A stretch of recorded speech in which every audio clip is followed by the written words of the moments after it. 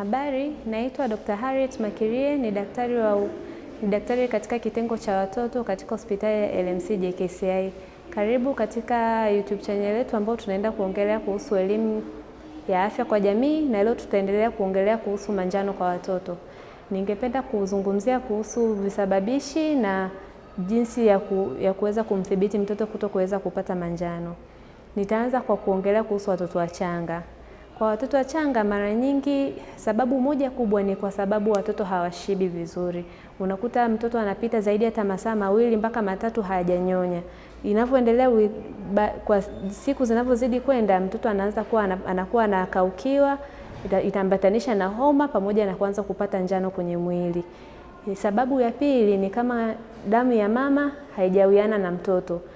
Hapa tunaongelea kuhusu makundi ya damu ambayo huwa tunaweza kuyagundua mapema pale ambako mama anakuwa anakuja kliniki na kiweza kujifungua kwenye kituo cha afya na kuweza kumwangalia mtoto wake jinsi kuendelea kumuona mtoto kliniki.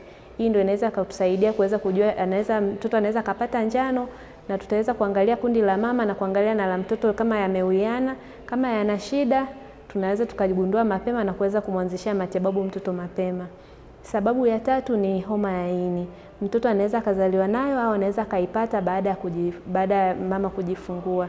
Hizi ni moja kati ya vitu ambavyo vinasababisha mtoto apate njano.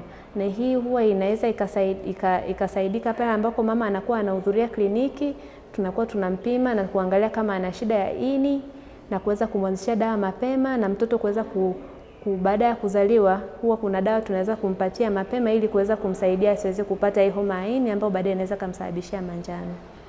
Sababu ya nne mara nyingi inakuwa ni shida kwenye vinasaba ambao vinaweza vikasababisha shida kwenye mfumo wa damu wa mtoto, ambao inaweza ikamsababisha damu yake kuwa inavunjwa kwa haraka kulingana na kile kiwango ambacho damu yake inatengenezwa, na inakuwa inavunjwa haraka kiasi kwamba mwili wake inashindwa kutoa ile sumu ambayo inatengenezwa ambayo inaitwa bilirubin, ndio hiyo njano ambayo inamsababishia ngozi ya mtoto kuwa njano. Inashindwa kutoka kwa haraka kulingana na jinsi ambavyo inatengenezwa. Inaweza ikamsaidia mtoto pia apate njano.